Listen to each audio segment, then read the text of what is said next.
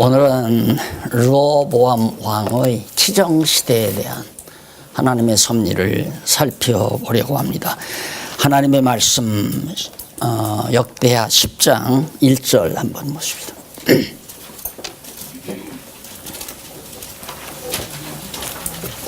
역대하 10장 1절 르호보암이 세겜으로 갔으니 이는 온 이스라엘이 저로 왕을 삼고자 하여 세겜에 이르렀음이더라.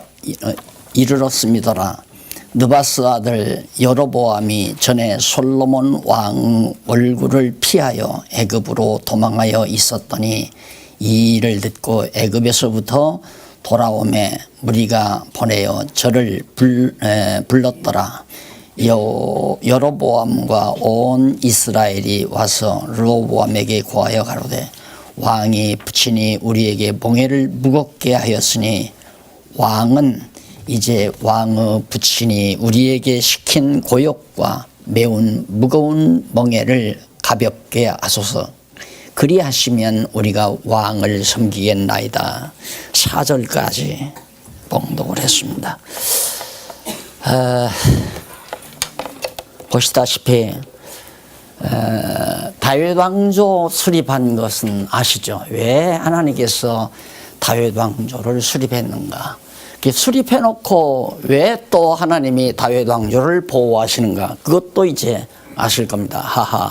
하나님이 정하신 뜻을 이루시려고 또 언약하신 말씀을 이루시려고 왕조를 세워서 보호하고, 그리고 보호하는 과정에서 다윗의 아들 솔로몬으로 왕이 돼서 번영케 합니다. 왕성하게. 그러니까 번영하는 그 자체가 중요한 것이 아니라 하나님께서 다윗 왕조를 보호하시려고 솔로몬으로 하여금 번영하게 하셨다. 그런데 그 번영이 하나님의 뜻을 이루어가는 과정이지만은 하나님이 보실 때에는 솔로몬의 번영이 좋은 것만은 아니잖아요. 솔로몬의 입장에서도 그렇고 결국에는 솔로몬이 마지막 타락을 하죠. 그렇지만 하나님은 왕조를 보호하기 위해서 역시 타락을 했어도 그 타락한 결과 결국은 어떤 시대가 오냐면 나라가 분열되는, 여기서 이제 분국이라고 나왔는데 항상 제가 이거 분열이라고 그렇게 정리를 하시는 게 참 좋을 것 같아요. 사실 이스라엘 나라는 나라가 아니거든요. 그건 하나님이 원하는 나라가 아니기 때문에 하나님이 원하시는, 또 하나님이 정하신 나라가 다윗 왕조의 왕국이니까 다윗 왕국이 분열이 됐다. 백성들이 분열된 거 아니에요. 그리고 여로보암은 북이스라엘의 여로보암은 가짜 왕이죠. 그건 진짜 다윗 왕조에 속한 게 아니까. 그래서 분국이라는 말이 늘 안 와닿았어요. 그래서 분열 시대라고 하는 것이 좋겠다. 우리나라도 마찬가지잖아요. 이제는 할 수 없이 핵무기를 가지니까 국가로 인정해서 세계가 다 이제 하나의 독립국가로서 북한을 인정하려고 하지만은 사실 우리의 감정은 그건 아니거든요. 정말 저거 북한은 정말 공산당의 이념하에서 결국 이렇게 분열된 상태니까, 그래서 언젠가는 우리가 통일이 돼야 된다는 생각은 남북이 아마 다 가지고 있을 거라고 생각을 해요. 그런 거나 똑같은 겁니다. 분열 시대에 하나님께서 여전히 보호를 해요. 그 분열 시대의 첫 번째 왕이 누구냐면 솔로몬의 아들인 르호보암이 바로 첫 번째 아들로서 남쪽 유다, 그러니까 본집의 본가의 주인이, 본 왕국의 주인이 르호보암이 됐고, 백성의 숫자는 많지만은 분열에서 나간 북이스라엘은 다윗 왕의 아들이 아닌 여로보암이 왕이 됐다. 그래서 항상 제가 이걸 그리잖아요. 이렇게 그려서 이제 다윗이고, 그다음 솔로몬이고, 여기에 이제 여기는 남쪽 유다를 이어가는 여기는 바로 르호보암이고, 이쪽은 여로보암이고, 이 둘을 항상 이게 이제 분열 시대예요. 나라가 분열되는, 백성들이 분열되는. 분열의 원인은 세금을 많이 걷는다 해서 이유가 그겁니다. 남쪽 유다 르호보암은 세금을, 아버지가 세금 많이 걷고, 세금만 많이 거는 게 아니라 솔로몬은 엄청난 돈이 들어왔잖아요. 돈이 많으면 풍요롭게 살죠. 풍요롭게 살다가 보면 부패하게 돼 있고요. 그래서 꼭 너무 풍요로운 것이 좋지만은 않다. 그래서 너무 부하게도 마시고 가난하게도 마옵소서. 가난하면 도둑질하고 범죄하기가 쉬우니까 가난한 것도 안 좋고 너무 부유한 것도 안 좋다 하는 것이 바로 택한 백성들의 기도 속에서 나옵니다. 하나님이여 너무 부하게도 마옵시고 가난하게도 마옵소서. 그러니까 직장 다니면서 한 달에 200~300씩 벌어서 가족끼리 행복하게 잘 살아가는데 갑자기 복권이 당첨이 돼가지고 막 몇십억이 들어버리니까 나중에는 다 패가 망신해서 가족도 다 분산해버리고 그렇게 되잖아요. 감당할 만큼 하나님께서 우리에게, 바로 솔로몬은 그 도가 넘어선 거죠. 그래가지고 결국 르호보암이 배운 것이 아버지한테 그걸 배웠잖아요. 돈 많이 걷어서 부유하게 영화를 누리며 사는 거. 그래서 10장 1절로 11절에 보면 백성이 르호보암에게 명예를 가볍게 해주라고 요구를 해요. 그것은 당연하잖아요. 이제 솔로몬의 아들 르호보암이 왕이 됐는데, 당신은 아버지 때 너무 솔로몬이 세금을 많이 걷었으니까 당신은 좀 세금을 가볍게 해서 우리의 어깨에서 짐을 좀 벗겨달라 요구를 하니까 르호보암이 있다가 제법 왕이라고 자기 혼자 결정을 안 하고 물어봤어요. 그리고 누구한테 물어봤느냐면 솔로몬 왕 시절에 신복부하였던 부하의 이게 이제 여로보암이 그 사람이에요. 나이든 여로보암에게 르호보암이 물어봤어요. 백성들이 여차여차에 요구하는데 어쩌면 좋습니까? 그러니까 당연히 세금을 낮춰야 된다. 그렇게 자문을 해줬단 말입니다. 그리고는 그 다음 또 르호보암이 자기가 왕 되자마자 자기 신복부하들을 이렇게 다 건드렸을 거 아니에요. 그 젊은 신복부하들을 불러다가 의논을 해봤어요. 그러니까 무슨 말씀을 하십니까? 아버지는 솔로몬은 이렇게 새끼손가락 마냥 작게 거두었지만 이렇게 거두어야 됩니다. 그래서 더 부와 영화를 누리십시오. 그러니까 자기들 또 고물을 좀 달라 그 얘기 아닙니까? 그 말에 이 젊은 르호보암이 판단력이 둔해가지고 결국 젊은 신하들의 말을 듣고 세금을 올려버렸단 말입니다. 그래서 욕심이라고 하는 것은 물론 당연히 자기 유익을 추구하게 되죠. 그러나 욕심이 없이 사람이 항상 범사에 감사하고 만족한 마음을 가지고 있으면 이웃을 배려하고자 하는 그런 생각을 가지게 되고 이웃의 이익을 도모하는 그런 삶을 살게 되는 건 당연하잖아요. 그게 인간의 심성이니까. 그런데 르호보암은 자기의 유익을 위해서 백성들을 착취하는 거죠. 그러니까 반발이 일어난 거예요. 반발이 일어나가지고 르호보암 너는 네 집안이나 다스려라, 네 집구석이나 다스려라 그 말이에요. 그 말은 유다 지파나 다스려라. 그러니까 유다 지파, 이게 유다 지파니까 솔로몬도 그렇고 다윗도 유다 지파 아니에요. 유다 지파에서 왕이 됐으니까 너는 네 집구석이나 다스려라 그 말이에요. 그냥 유다 지파만 다스리고 우리는 다 너의 종로로 살 필요가 없다. 그래가지고 나가가지고 바로 여로보암을 데려다가 나이 든 솔로몬의 신복부하를 데려다가 나라를 세운 거예요. 그것이 이제 북이스라엘이고 이건 남쪽 유다고. 그래서 유다와 이스라엘 이건 이제 북이고 이건 남쪽이란 말입니다.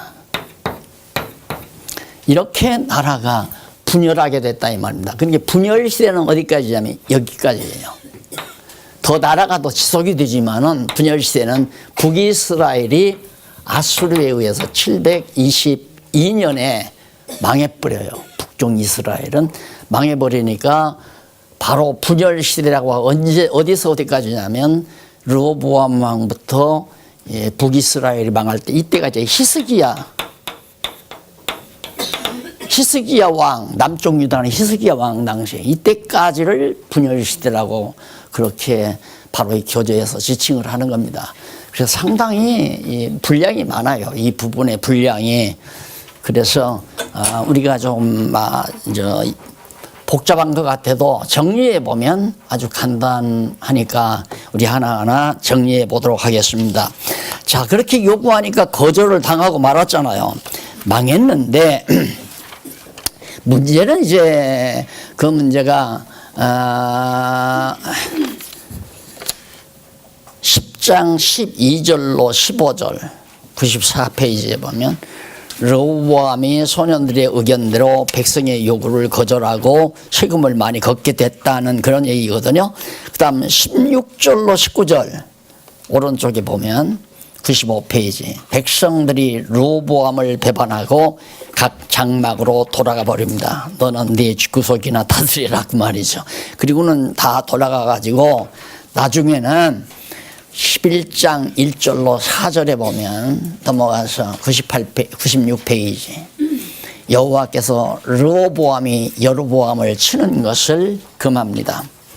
자, 다 백성들이 이제 반발하고 가서 여로보암을 왕으로 세우니까 남부정 유다인 르호보암이 이거 가만 놔둬서는 안 되잖아요. 쳐야 되잖아요. 이게 이제 보편적인 우리의 생각이에요. 가만 놔둬서는 안 된다. 그래서 칠까요? 하고 여호와께 물어보니까 치지 말라고 말이에요. 놔둬라고 말입니다. 왜? 이미 하나님께서 언약을 했어요. 나라가 갈라질 것을 언약을 했기 때문에 그 언약대로 되어진 것을 하나님의 뜻에 의해서 되어진 것을 인간이 그걸 억지로 그렇게 하나가 되게 하려고 한다고 해서 되는 건 아니다 그 말이죠. 그래서 치지 말아라. 왜 그러면 하나님이 이렇게 나라를 갈라놓으셨을까? 이제 하나님 섭리하시는 과정을 보면 잘 알게 될 겁니다. 자, 거기 한번 좀 보실까요? 2797페이지 위에서 세 번째 줄 뒷부분에 보면 곧 배반한 족속들을 쳐서 르호보암 왕 다스림을 받게 하려고 전쟁을 일으키려고 한 거죠. 이는 여호와의 섭리에 대한 정면 도전입니다.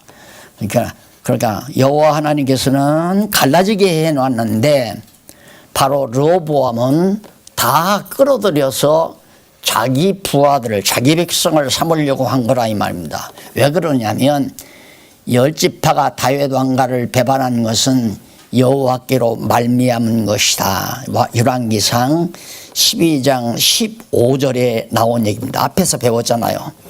분명히 나라가 갈라질 것을 다윗에게 나단 선지자가 말을 했잖아요. 그러니까 이미 하나님께서 다윗 시대에 이 시대에 언약하신 거, 언약대로 갈라진 것을 하나님의 뜻대로 갈라진 것을 사람의 방법으로 전쟁을 해서 싸워가지고 하나 되게 한다? 그건 안 되잖아요. 그래서 전쟁이라고 하는 것은 누구에게 속했냐면 하나님께 속한 거기 때문에 하고 안 하고 하는 문제를 하나님이 다 주관하고 다스려가는 거란 말입니다. 그래서 우리가 얼마 전에도 뭐 핵무기 막 미사일 쏘고 난리를 칠 때 금방 한반도에 전쟁이 일어날 것 같아도 저는 어쩐지 전쟁은 안 난다는 생각이 들더라고요. 왜? 여러분이 계시기 때문에 안 나는 거예요. 근데 여러분이 중요한 것이 아니라 우리가 가지고 있는 하나님의 말씀이 중요한 거 아니에요. 이 말씀이 그냥 다 없어져 버리면 곤란하잖아요. 그러니까 하나님은 반드시 시작을 하셨는데 이 지금 시작 단계인데 하나님이 이 세상 나라를 보호하지 다 망가지고 잿더미 되게 안 하실 거다는 생각이 자꾸 들어가지고 그저 별로 걱정을 안 하고 지났습니다만은 마찬가지죠. 하나님이 갈라놓으셨지만은 전쟁을 해서 하나 되려고 하는 건 안 된다. 가만 놔둬라. 그래서 금하셨는데 11장 5절로 12절에 보면 르호보암이 방비하는 성읍들을 건축해서 아주 견고하게 합니다. 이제는 전쟁을 그치고 르호보암은 모든 성읍들을 아주 견고하게 쌓고 견고하게 짓고 해서 나라가 유다 나라가 남쪽 유다가 견고하도록 하나님께서 섭리를 하셨다 하는 얘기입니다. 자, 그렇게 하신 이유는 자, 98페이지 2798페이지 아래서부터 제일 아래서부터 여섯째 줄 앞부분에 보시면 이러한 역사적 사실은 이거 꼭 줄바꾸기가 돼야 되는데 어떻게 편집 과정에서 다 흐트러진 것 같아요.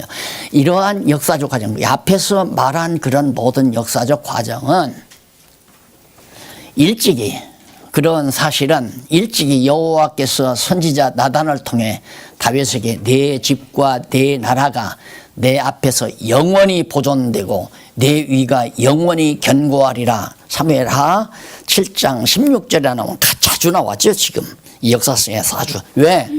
다윗 왕조 보호니까 사무엘하 7장 13절 내용이 늘 적용이 안 될 수가 없잖아요. 하나님이 그렇게 언약을 하셨기 때문에 그 언약을 하나님이 지키기 위해서 이루시려고 다윗 왕조를 보호하셨다. 그러니까 자꾸만 성경을 공부하는 많은 학자들이 우리가 어떻게 잘못하면 하나님이 벌을 주고 우리가 죄를 지면 전쟁을 일으키고 재난을 주고 자꾸 그런 식으로 일단 생각을 고착화시켜 놓고 그 생각의 틀 속에다가 성경을 자꾸만 끼워 집어넣으려고 하니까 번역하는 사람도 그런 방법으로 번역을 하고 더더군다나 또 이해하는 사람은 성경을 이해하는 사람은 전부 그런 식으로 이해할 수밖에 없잖아요. 그러니까 지금 대부분의 많은 성도들의 갈등이 어디에서 나온 성경을 이해하지 못하는 학자나 신앙적 갈등이 어디에서 나오냐면 이렇게 잘못된 우리의 생각 때문에 성경은 하나님의 정하신 뜻대로 만창세전에 정하신 뜻대로 역사를 계속 그대로 이끌어 가는데 그걸 못 보고 자꾸만 인간의 잘못으로 말미암아 잘 되고 못 되고 이렇게 생각을 하고 내가 전쟁을 해서 이기면 승리하는 거고 지면 패배하는 거다. 지고 이기는 것이 내 능력에 달려있다고 생각하는 어설픈 생각을 가지고 세상을 살아가면서 예수를 믿는다고 하는 건 참 신기한 일이에요. 뭘 믿어요, 예수를. 안 그래요? 신앙생활을 뭐하러 하느냐 이거죠. 아니거든요. 자, 그래서 하나님께서는 당신의 언약을 이루시기 위해서 이처럼 다윗 왕조를 보호하기 위하여 비록 약하지만 르호보암이 아주 약해졌잖아요. 10지파 반이 다가버렸으니까 한 지파 유다 지파하고 베냐민 어린 베냐민 지파 반 지파가 나와 있어요. 이게 아주 약하단 말입니다. 그런데 문제는 하나님은 왜 이렇게 하실까? 자 이렇게 막 한 덩어리가 돼가지고 잘 돼 나가면 야 신난다. 우리 실력 괜찮지? 이거죠. 그런데 하나님이 그런 잘못을 깨달아 알게 하기 위해서는 꺼져가는 등불이 되게 만들어요. 꺾어진 갈대로 만들어 가신다. 왜? 꺼져가는 등불마저 끄지 않고 꺾어진 갈대마저 꺾지 아니하고 일으키셔야 누구의 능력으로? 하나님의 능력으로 이루어 가신다. 하나님의 능력으로 우리가 존속한다. 그러니까 다윗 왕조를 보호하는 이 보호 섭리가 전적으로 하나님의 전능하신 능력에 의해서 정하신 뜻대로 보호되는 것이다.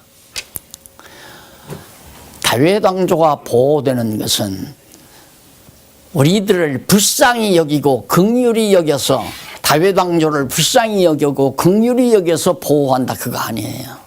그거 아니고 하나님이 당신이 여호와됨을 알고 살아계심을 깨달아 알게 하기 위해서 여호와 하나님께서 작정하신 뜻에 따라 보호를 하는데 어떻게? 약하게 해서 보호한다. 그래서 사도 바울도 나 약할 때 누가 강한가? 그리스도가 강하다 이거예요. 내가 약할 때 그리스도가 내 안에서 강하게 역사한다. 왜? 내 능력으로 되면 인간은 어쩔 수가 없어요. 여러분, 돈 벌어서 돈 여유 자금이 있으니까 어디 경치 좋은 가까운 곳에 수림 좋은 곳에다가 별장 하나를 지었다. 지면서 얼마나 신바람 나겠어요. 좋다. 이거 지어놓고 친구들 한번 초대해서 바베큐 파티 한번 해야 되겠다 하고 열심히 땀 흘려서 지었단 말입니다. 그러면 어쩐지 자기도 모르게 신바람이 나는 거예요. 그 신바람 나는 그것이 문제예요. 그게 문제라 이 말. 왜? 나 잘났다 그 말이거든요. 예, 이것을 이러한 자기 내면을 볼 줄 알 정도면 말씀을 깨달은 사람이에요. 진짜 성경을 깨달은 사람이란 말입니다. 그거 볼 줄, 자기 내면에 지금 무슨 생각이 싹트고 있다는 걸 모르면 성경 배우나 마나? 눈 모신 분, 안 보이시는 분이 선글라스 끼나 마나 마찬가지 아니에요? 아무 필요 없는 거예요. 배우면 뭐예요? 자기 내면이 보여야 돼요. 우선은 하나님을 알면 자기 내면을 알아요. 아, 내가 지금 점점 자만해 간다. 내가 오만방자해 간다. 내가 어저께도 누구하고 앉아서 우리 연구원들 연구하시는 성경 총서 신학 총서 연구하시는 분들하고 어제 모임을 갖고 좌담하면서 그런 얘기했습니다만은 그저께도 어느 유명한 분이라고 이 교계에 유명한 분이 왔다고 그랬잖아요. 지지난 월요일에 왔는데 이쪽에서 내가 처음에는 식당에서 맞이했거든요. 내 방 우리 3층 보이기가 싫어서. 그런데 자꾸만 뭘 보고 싶어 해요. 그러면서 이걸 다 구경시켜 달래요. 다 구경시켜주고 내 방까지 가서 차 한잔을 했어요. 그랬더니 은근히 저쪽을 자꾸만 보고 싶어 하더라고요. 그래서 못 들은 척하고 왜? 내가 보여줄 수가 없잖아요. 그래서 그때 저거 열어놨으면 얼마나 좋을까. 그 생각을 해놓고 용기야 너도 별 볼 일 없는 놈이구나. 그 생각을 내가 했어요. 왜? 과거에 목사님들 여기 와서 공부하고 나면 공부한 내용은 알아본 것이 없어요. 저쪽에 그 본당 시설 보고는 그냥 다 모든 생각이 다 없어져 가고 성경신학에 관심보다도 저 본당 시설을 통해서 어떻게 돈 벌어먹나 이 생각들을 자꾸 목사들이 하더라고요. 그래 돈은 당신들이 벌고 나는 말씀만 가르칠 테니까 알아서 하라고 그러고 말았습니다만은 인간은 어쩔 수가 없는 거예요. 어쩌라죠. 생각해 보세요. 딱 별장 지어놓고 친구들 동창들 확 불러서 몇 차례 바베큐 파티 딱 하면 그때는 배짱이 두둑해지고 사는 맛도 나오고 삶에 성공한 기분도 생기고 이게 문제라 그 말. 이것이 문제라 이 말. 하나님께서 그 코를 낮추시려고 얼마나 복이에요. 그러니까 이렇게 된 게 얼마나 복이. 자랑할 게 없잖아요. 야, 너 참 꼴렸다. 너 아버지는 12지파 다 다스렸는데 너는 그게 뭐냐. 한 지파 반 가지고 그것도 왕이라고. 그래도 왕 정도 되면 10지파 반 정도 다스리는 나처럼은 돼야지. 이게 인간이 가지는 보편적인 생각입니다. 그러니까 우리가 세상을 살아가면서 하나님께서 나를 가난하게 하고 병들게 하고 나약하게 할 때에는 좌절하고 절망할 것이 아니라 하나님만 전폭 의지하라는 하나님의 뜻이라고 그렇게 믿는 것이 성경신학을 제대로 한 그런 학자들의 신앙생활의 모습이다 하는 걸 알 수가 있죠. 11장 13절로 17절 보면 여로보암 왕의 부패로 제사장 및 레위 사람이 돌아오게 됩니다. 자, 내버려. 하나님께서 가서 치지 말아라. 예, 여로보암이 이제 10지파 반을 데리고 갔잖아요. 가가지고는 지도상으로 보면 이렇습니다. 자, 유다는 이 정도 땅, 이게 유다예요. 이 정도밖에 안 해. 북이스라엘은 이 정도 많은 분량을 다 요단 동편 땅과 요단 서편 땅 다 차지하고, 여기 이제 12지파가 다 살았는데 유다 지파는 여기 살았잖아요. 그게 이걸 다 북쪽 여로보암이 다 차지한 거예요. 차지하고 나니까 성전은 어디에 있느냐면 여기에 있단 말입니다. 유다 땅에, 예루살렘에.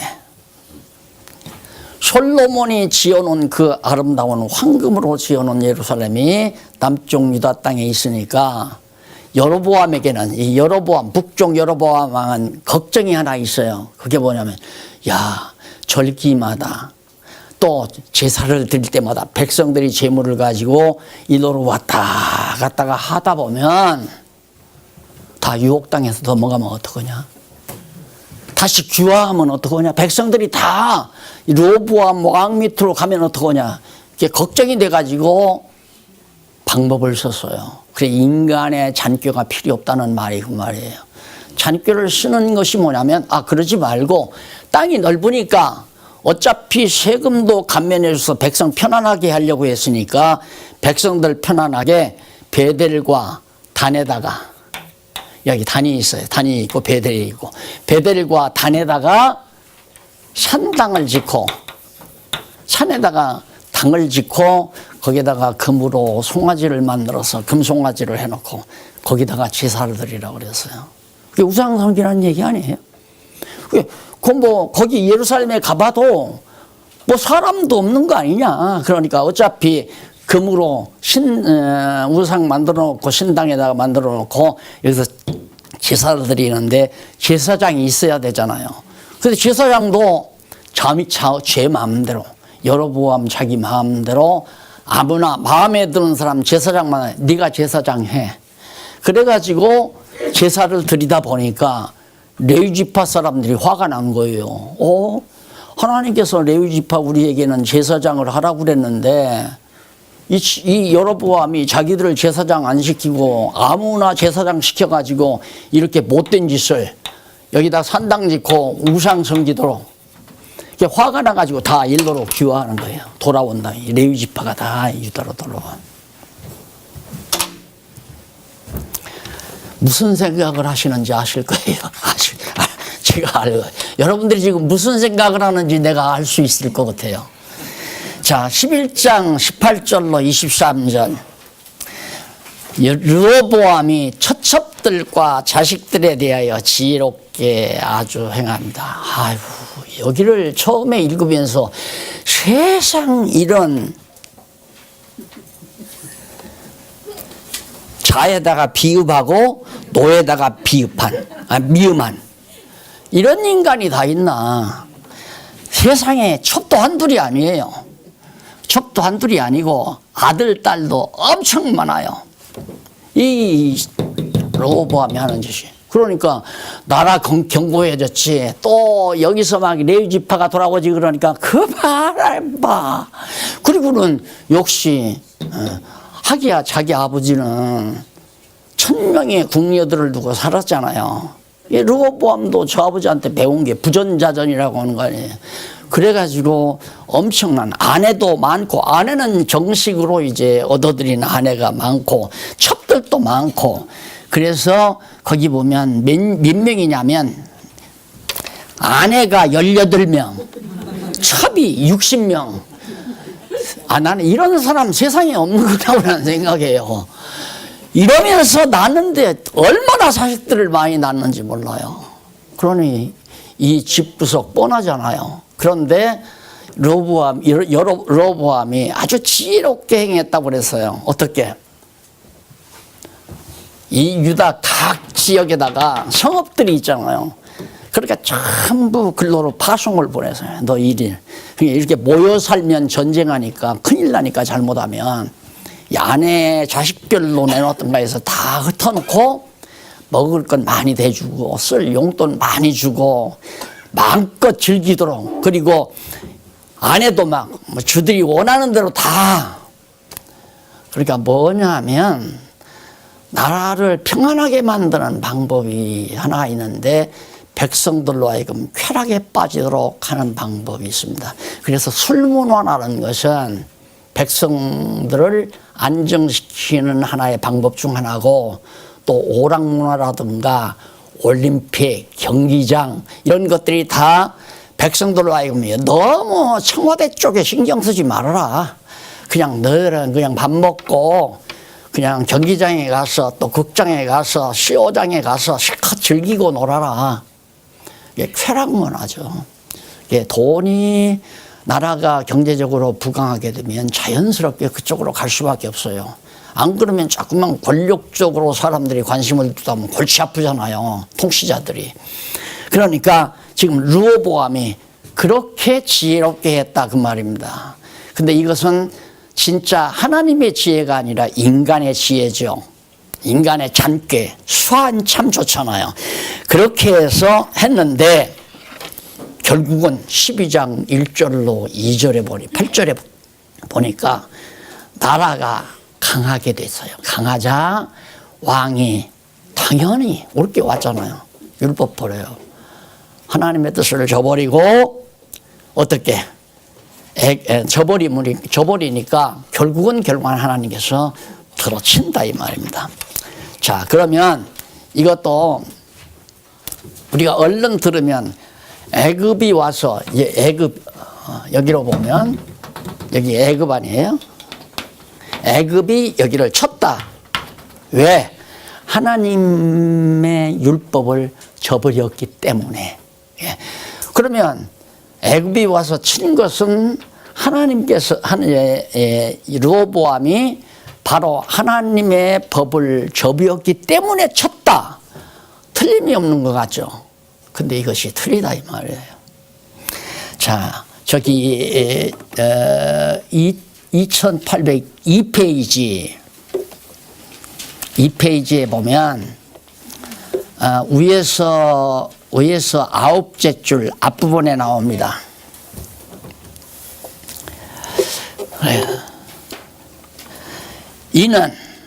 이는 일찍이 여호와께서 모세를 통하여 이스라엘 자손에게 이 백성은 들어가 거할 그 땅에서 일어나 이방신들을 음란히 쫓아 나를 버리며 내가 그들과 세운 언약을 어길 것이라. 신명기 31장 16절에 나오죠. 그러면 남쪽 유다 르호보암이 하나님의 율법을 버리고 어겨야 하나님의 뜻대로 하는 겁니까? 안 어겨야 하나님의 뜻대로 하는 겁니까? 여기가 이해하기가 힘든 부분이란 말입니다. 보편적으로는. 이제는 공부 많이 하신 분은 그 당연하지. 하나님이 그렇게 다 정해 놓으셨으니까 그렇게 하지. 그게 이제 진짜 성경을 제대로 아시는 분이고, 세상 어떻게 하나님이 그럴 수가 있어. 그럼 하나님이 죄짓게 하는 분이냐? 글쎄. 그 박용기 목사가 그러던데 이러면 벌써 틀린 거예요. 내가 그런 게 아니라 성경이 그러잖아요. 모세를 통해서 다 이제 너희가 가나안 땅 들어가서 잘 먹고 잘 살고 평안하면 나를 버리고 하나님을 거절할 것이다. 근데 우리는 죽자 돈 버는 게 첫째죠. 돈 벌어서 잘 먹고 잘 사는 거. 그건 인간적으로 보면 잘 먹고 잘 살아야 되겠다 그 말은 조금 진보하면 여호와 관계없이 여호와 뜻 관계없이 그냥 내 좋은 대로 살아야 되겠다는 말과 같은 의미를 맥락을 같이 하는 말이에요. 그러니까 너무 욕심 부린다고 부자 되는 거 아니라니까. 그렇게 발악을 한다고 되는 것도 아니고, 하나님이 부유하게 하시면 부유하고 가난하게 하시면 가난하니까, 중요한 건 뭐냐면 내가 마음으로 여호와 하나님을 평하고 살아가느냐, 여호와를 멀리하고 살아가느냐. 그게 문제로다. 근데 그것도 내 마음대로 안 된다 그 말이에요. 아무리 나는 여호와 중심으로 살려고 해도 내가 삶이 그렇게 안 되는 걸 자꾸 하나님의 뜻 저버리고 내 욕심대로 살고자 하는 마음으로 계속 바빠요. 뭐가 그렇게 바쁜지. 그 바쁜 이유는 여호와 하나님 배반하기 위해서 바쁜 거죠. 그러게 그 자기 욕심대로 뭔가 이루어지면 당연히 르호보암처럼 결국은 하나님 저버리고 이제는 내 능력으로 살 수 있다 이런 생각을 하는 거죠. 그래서 하나님께서는 바로 상한 갈대를 만드는 거고, 그리고 꺼져가는 등불처럼 정말 형편없이 만들어 놓으시는 이유가 거기에 있다 하는 얘기입니다. 그 다음 이제 이쪽 2803페이지 위에서부터 위에서 거기까지 가지 말고요. 2802페이지 밑에서부터 세 번째 줄. 그러나 여호와를 버리는 백성의 행동이나 백성을 버리시는 여호와의 섭리는 모두 모세가 일찍이 여호와의 말씀으로 예언한 사건들이다. 뭐라고 예언했냐면 곧 여호와께서 이 백성은 들어가 거할 그 땅에서 일어나서 이방신들을 음란히 쫓아 나를 버리며 내가 그들과 세운 언약을 어길 것이라. 그때 내가 그들에게 진노하여 그들을 버리며 내 얼굴을 숨겨 그들에게 보이지 않게 할 것인즉. 이거 단정적인 것이 하나님이 그렇게 하겠다 이 말이에요. 그래서 그러니까 여호와 하나님 버리기 위해서 하나님께서 또 이들을 버리시려고 버려두는, 어쩔 수가 없어요. 하나님이 하시는 일을 누가 그걸 막아요? 아무도 막을 수가 없으니까. 그러니까 제가 약간 귀가 고장이 와가지고 한의원에 갔더니 의사가 나를 딱 보더니만 어깨에 힘이 너무 들어가 있어요. 그래서 그리고 제가 목이 굵잖아요. 계속 말을 하다 보니까 목도 굵고 어깨가 힘이 들어갈 수밖에 없죠.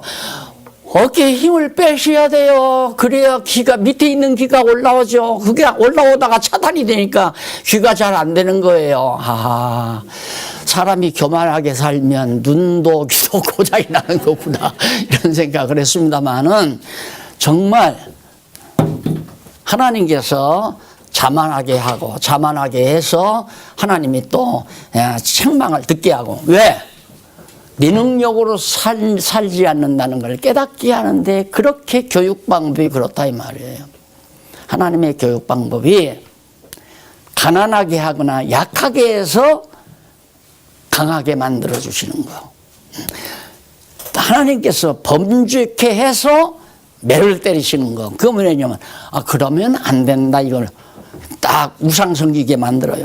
그러니까 이들 보니까 우상을 섬겼잖아요. 이렇게 딱 베델과 단에다가 산당 지어놓고 우상 섬겼다 이 말입니다. 그런데 결국은 망하잖아요. 아수르에게. 이 역사를 보고, 그러니까 이 바로 분국시대의 역사를 우리가 살피면서 우상을 섬기면 망하는 거구나, 그걸 깨닫잖아요. 그걸 깨닫게 하려고 이 가짜 나라를 하나님께서 분열시켜가지고 세워놓은 거예요. 그러니까 네 마음대로 그걸 합치려고 전쟁하지 말라, 가만히 놔둬라 이 말이에요. 그래서 바울도 바로 분쟁이 있어야, 서로 분파가 있어야 옳고 그름을 알 수 있다라고 하는 말을 바울 서신에서 바울이 밝혀요. 이 말과 똑같은 거예요. 나라가 분리해서 보니까 우상을 섬기는 단과 베델에다가 산당을 짓고 우상 섬기는 북이스라엘은 망하더라. 역사 아니에요? 사실이란 말입니다. 이것을 남쪽 유다 백성들이 보고 깨달아 알기 위해서 우상 섬기면 안 되고 여호와 하나님만 경외해야 되겠구나. 그 한 가지 깨닫게 하시려고 지금 상당히 긴 한 200여 년의 역사를 하나님께서 그렇게 섭리해 가신 거란 말입니다. 등록금 엄청 치른 거죠. 멋있는 학교예요. 우리는 그런데 상아탑에 가가지고 책 놓고 공부하는 것이 진짜 공부인 줄 알지만, 하나님의 교육 방법은 바로 이 땅에다가 캠퍼스 만들어 놓고 북이스라엘 갈라지게 해서 그들의 삶의 결과를 놓고 봐라. 그러니까 우상 섬기면 안 된다. 여호와만 경외해라. 이 한 가지 가르치는데 그렇게 세월도 길었고요. 방법도 정말 대단하잖아요. 열집밥 하나를 갈라가지고 살아가게 만드는. 그러니까 안 망하고 계속해. 여호와가 살아계시긴 뭐가 살아계시냐. 봐라 잘 되지 않느냐. 쭉 안 망한다. 우상숭배도 안 망한다. 안 망합니까? 결국 망하잖아요.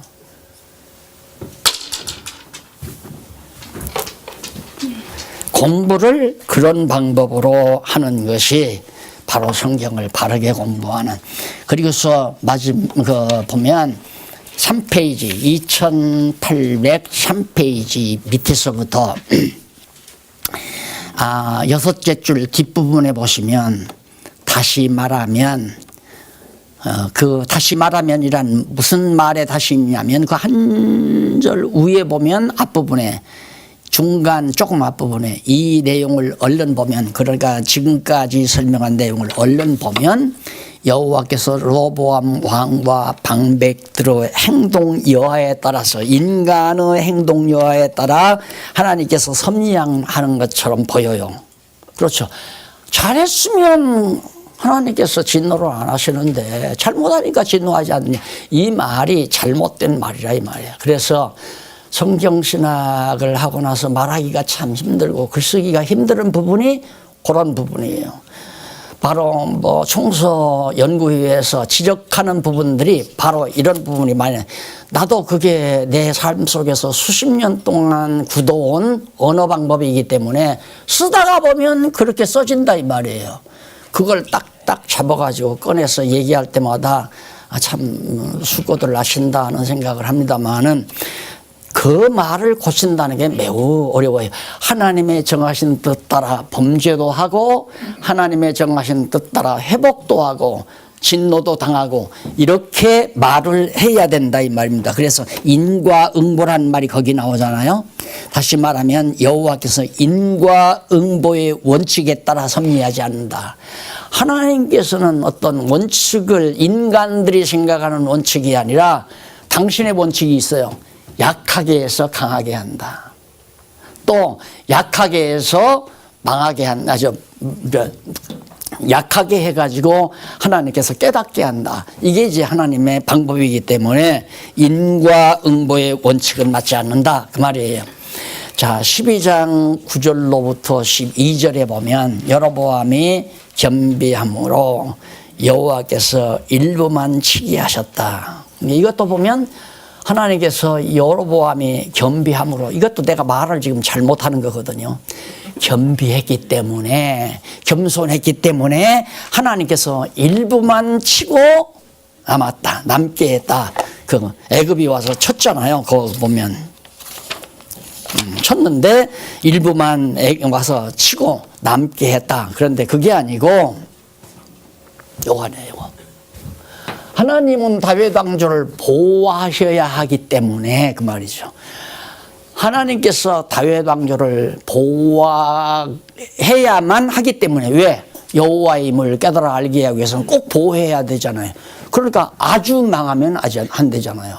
그래서 꺼져가는 등불도 다시 일으키는 거고 꺾어진 갈대도 다시 세워놓는 거란 말입니다. 그러듯이 르호보암을 아주 멸망시켜버리면, 여기 명하시되 아주 멸망시켜버리면 다윗 왕조가 보호가 안 되잖아요. 이 왕조가 이게 보호가 돼야 된다 이 말이에요. 그래야 여기서 예수님이 오시잖아요. 예수가 와야 또 우리도 구원받는 거고. 그래서 하나님께서는 겸비함으로, 그렇게 표면적으로 볼 때는 르호보암이 겸비해서 하나님께서 일부만 쳤다 이 말로 되지만, 이런 것들이 아마 앞으로 다 교정이 될 겁니다. 교정이 되는데 정확하게 말하면 하나님께서 르호보암으로 하여금 겸비케 해서 일부만 치셨다. 이게 올바른 말 아니에요. 말을 정말 치밀하게 잘해야 되거든요. 자, 이러고 나서 이제 13절로 16절 보면 스스로 강하게 한 르호보암이 죽고 아비야가 왕이 되게 됩니다. 그런데 앞에서 아내와 첩들이 많았다고 그랬죠. 그 중에서 하필이면 압살롬의 딸이 이제 그 르호보암의 아내가 됐는데 그 압살롬의 딸이 낳은 자식이 아비야예요. 아비야. 여기 이제 왕으로 서지은 아비야. 그래서 다른 자식들은 다 멀리 유다 여기서 멀리 다 각 지역으로 보내는데 아비야는 여로보암 왕 가운데 왕을 세우기 위해서 결국 마음에 먹었는데 그대로 여로보암이 죽고 결국은 아비야가 왕이 되는 대목이 나옵니다. 자, 그러면 이 아비야와 아사 시대가 나와요. 다음 주일에는. 근데 아비야와 아사 시대에 일들이 많이 벌어지는데 그 당시는 또 하나님이 어떻게 섭리해 가시는가를 우리 배워나가는 다음 시간 만나시기 바랍니다. 기도하십시다.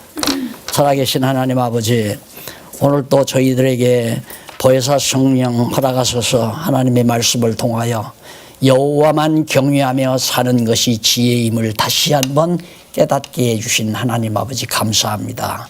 또 우리에게 이 놀라운 은총을 베푸시옵소서. 예수님의 이름으로 기도드립니다. 아멘.